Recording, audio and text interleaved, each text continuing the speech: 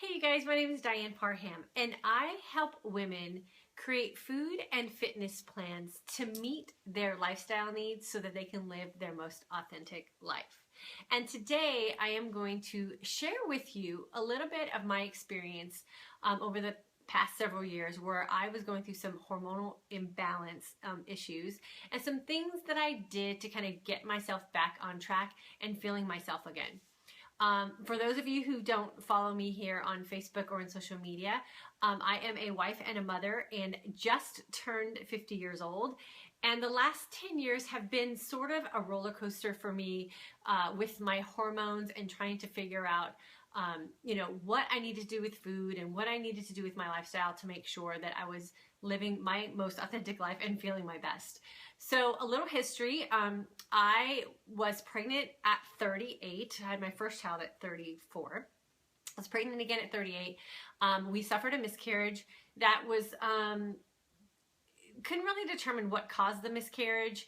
It was about 4 months along in my pregnancy. There was some speculation from my doctor that it could have been hormone related, and that in increased estrogen situations with my body, that my body creates blood clots, and that could have been the result of the miscarriage.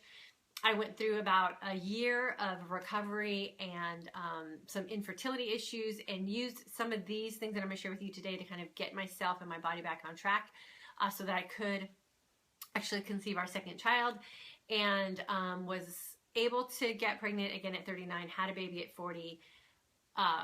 I was nursing my daughter for about a year and a half. So even into my early 40s, I was in like a pregnancy hormonal imbalance, and then went right into sort of perimenopausal issues. So I'm going to share what I did in the process that I went through and some of the ups and downs that I had to go through to sort of figure out a plan for myself so that I wasn't feeling like I was going crazy and that I could kind of take control of what I was going through.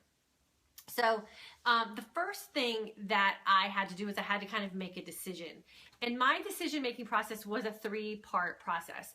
And I think that, before women go into, experimenting with a bunch of over-the-counter type remedies or taking advice off the street from their girlfriends and some of the things that they're doing, that I think we really need to take, just some time to kind of be in touch with ourselves and kind of figure out what process we want to go through in order to figure out what's going on with our body. And so I had a period of time in my decision-making process where I was having sort of just a pity party, and I was going through the self-medication phase. So I was taking over-the-counter remedies for, I was taking the Midol stuff, I was doing, Motrin, I was using, drinking wine at night to kind of relax and use it as a way that I could sleep and get rid of some of the insomnia effects that I was going through. There were times where I was definitely overeating and over-exercising, and all of those things that we try to do in experimentation mode to sort of just try to make ourselves feel good, or if we're in that mode where we're sort of feeling sorry for ourselves and we kind of self-indulge in things. So I went through the first step of making a decision, and that was the self-medicate and the pity party. And then I was sort of over that and decided to go meet with my doctor and see if maybe there was something medically that I needed to do, or if maybe there was something actually that was wrong with me. So I went through the whole physical process. Everything was fine with me. Of course, my hormones were all within what the medical society deems as normal range. So there was nothing to be alarmed about there. And it was sort of just determined that it was kind of all in my head. And that, he gave me 3 prescriptions that he wanted me to try. So one was a antidepressant, one was a water pill, and one was a referral to go have some surgery done. So the advice I got from my doctor was just sort of cover things up and let's kind of see how it goes. And I think the breaking point with me at my doctor's visit about how I was feeling with my hormones was when I got the antidepressant and I asked them, what it was for. And they kind of just giggled at me and said, just take the antidepressant and don't tell anyone that you're taking it, and see if people just enjoy you being around more. And that sort of offended me in a way, because I felt like as a woman, and if I'm having a bad day, I should be allowed to have a bad day. And if I'm going to take medicine, it would be to make me feel better, not necessarily make the people that I'm living around feel better. So that kind of drew the straw for me as far as going the prescription route to make myself feel better, or to kind of level things out with my hormones. So I was sort of left with the third option in the decision-making process, and that's just start, rolling up my sleeves and getting some research done and doing some experimentation and some trial and error. So I became an avid researcher and read everything that I could on hormones and perimenopause and menopause, and just sort of started taking a look at my life and my lifestyle and some of the things that I was doing that was putting me in this phase of life that I was not feeling comfortable with. And one of the books that I read that was really eye-opening for me was called The Wisdom of Menopause. And this book really does take a holistic approach, and it's a really easy book to read. It's sort of like a research book, so you can kind of just open it up on any page and get some good information. And again, it's called The Wisdom of Menopause. And this sort of made me feel like everything that I was going through was normal, and that I was okay, and that I wasn't crazy, and that I could really take it upon myself to take control of what my body was going through, and I could create my own plan or my own method for making myself feel better without having to go the doctor route and without having to self-medicate and feel crazy. So the first step in getting your hormones in balance is really making a decision about how you want to approach it. And I know for me, like I said, I went through a 3-phase decision-making process. I did the pity party first, I did the doctor route second, and then the third part, which really worked for me best, was becoming a researcher and really taking control of my life. The second step in really figuring out what you can do with your hormones and how to get them back in balance is you gotta just take a pause and realize that you're a woman, and our hormones are what make us special and make us so unique. And we have to give ourselves some grace and some permission to just have bad days. We are just going to have those days where our hormones are off balance and we're not going to feel our best. And the more we beat ourselves up, or the more we sort of have that pity party mentality and really start sabotaging ourselves because we feel bad, the deeper we get into that cycle, and it's harder and harder and harder to get out of. So step 2 is give yourself some grace and allow yourself permission to just have a bad day. And when I was having a bad day, I did 3 things to sort of change that mode, and it kept me very positive. One was make sure you create an exit plan for a bad day. So have a bad day and then know that the next day you're done. Like, you've had your bad day, you had your 24 hours, and figure out some things that you can do to get yourself out of that bad mood so that your next day is better. And so what I would generally do is make sure I drank a lot of water, make sure I ate really well, make sure I got a good night's sleep.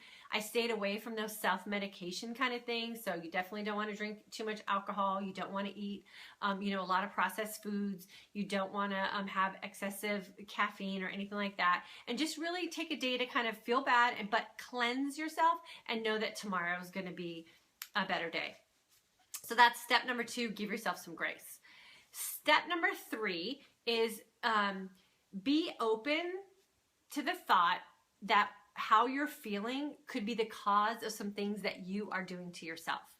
And that goes back sort of to that self-medication thing again, in the fact that there's a lot of things in our society, and there's a lot of things in our nutrition, and there's a lot of things in our everyday rituals that put our hormones as women completely out of balance. And that again goes back to that research phase. And we got to figure out what it is that we are doing to ourselves that's making us feel that way. And I know every woman is different, and I talk to hundreds and hundreds of women, and some things that make my hormones completely go out of whack may not make your hormones go completely out of whack. So we got to give ourselves some time to just research and do some experimenting, and then know that we might be responsible for how we're feeling, and that's okay. But if we've made that decision that we're done with it, then we got to put that knowledge and that experience into action. And what I did when I realized that I was doing some of these things to myself was I researched and then I trialed and errored. So if I researched something about a food, then I would experiment with that type of food in my diet. I would either bring it in or if it was already in and it might be subject to making me feel bad, I would take it out. And I would usually give myself about 7 days of feeling that process of either bringing something in or taking something out and allowing my body to sort of detox from that before I would make another change. So I was big into trial and error, and then knowing that if I tried something and it didn't work and it made me feel bad, that was okay. That was just part of the process. And if I brought something in or took something out that made me feel better, I made a note of that so that I knew that that was something that I wanted to either keep in my food plan or I wanted to take it out of my life.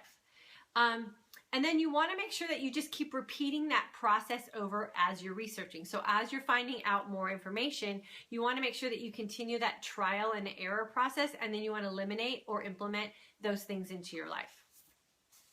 And then number 4 is you want to make sure that you are a good listener of your own body. So our body is sending us signals all the time and warning signs that we are doing things to it that it does not like.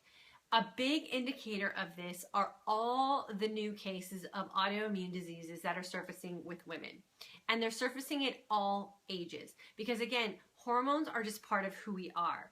The age and the stage of life that we're in doesn't necessarily determine if we're going to be in balance or out of balance. It's more determined by what we are doing with those hormones. And a lot of times we're doing damage to ourselves. So make sure that if something seems out of whack with your body or you're feeling a certain way suddenly that you weren't feeling before, pay attention to that feeling and make sure you make note of what's going on in your life at the time that you're feeling that way, and see if it's something that you can eliminate to make yourself feel better, and see if that kind of helps you balance out those hormones as well. Perimenopause is another one of those big signals that we get as women that we don't pay attention to. We think that perimenopause is one of those things that's just a normal part of being a woman, and it really isn't.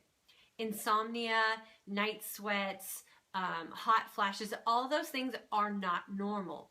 They happen because we're out of balance. So if we do the research and we do the work to figure out how to get ourselves back into balance, then we can eliminate all of those symptoms that were not supposed to be happening. So make sure that you're listening to those signals that your body's sending you. And then number 5 is one that really hit home for me and made me really think about what it was that I was doing and how I was living my life out loud around my family. And that was, I want to leave a legacy for my children that's going to be a positive one that they can learn from and then implement into their own life. So I have a 15-year-old son and a 9-year-old daughter. My son is going through his own hormonal imbalance issues just because of the fact of the stage of life that he's in. And we noticed that he was having major acne breakouts, which is deemed normal for teenagers because of their hormone imbalance. And so what we did with our son is we kind of experimented with some nutrition with him, and were able to help him cure or clear up his teenage acne by just changing a couple things in his diet.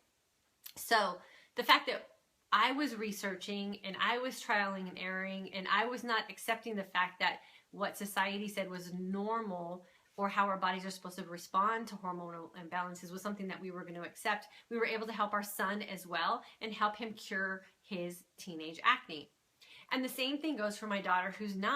She's going to be going through her hormone changes as well. And the way that I'm acting and the way that I'm handling my hormone changes will be a lesson for her and how she's going to handle hers. She's going to go through puberty. She's going to go through pregnancies. She's going to go through nursing. She's going to go through her own menopausal hormonal changes in her life.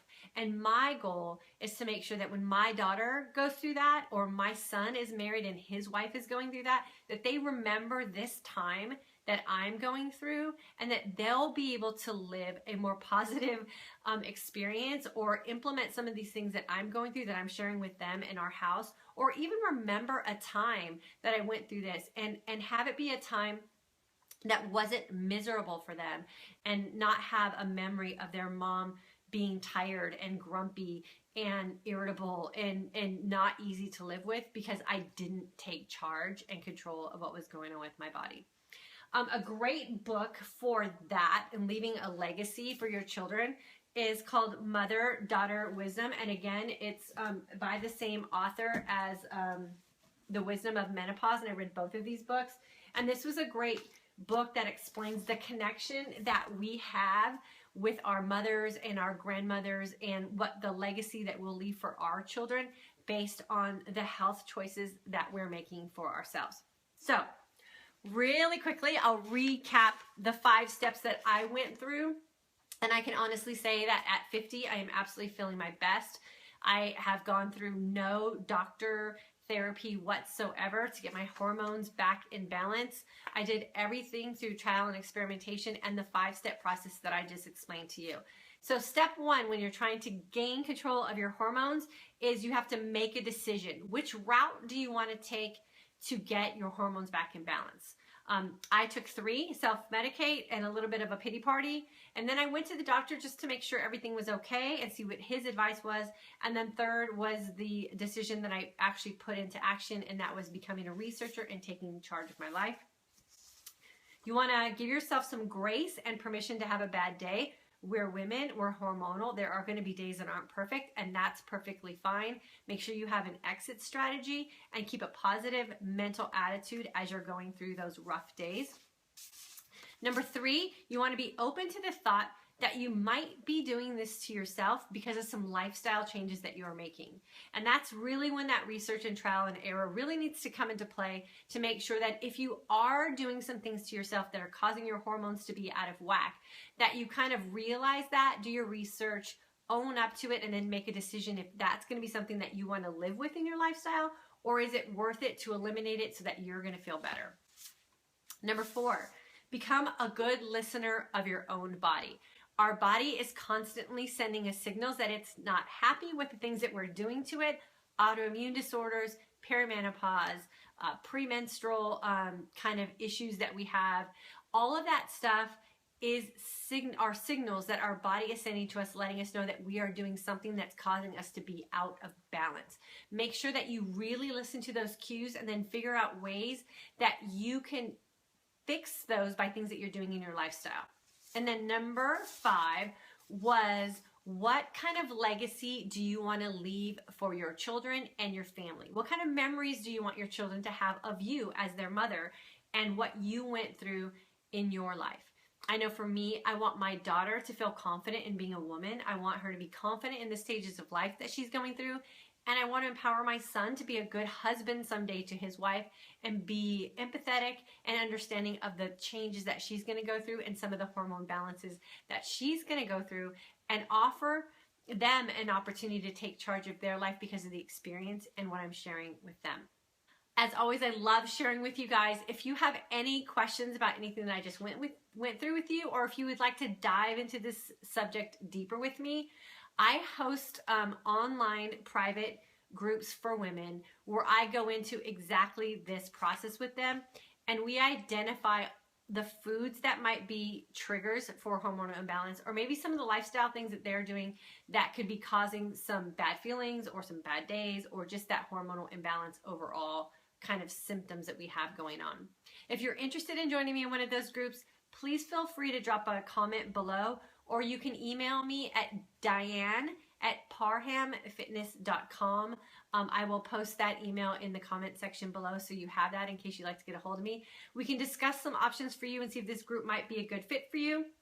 And maybe I can offer some quick advice to help get you back on track. Thanks so much for joining me, you guys, and I look forward to talking with you again tomorrow.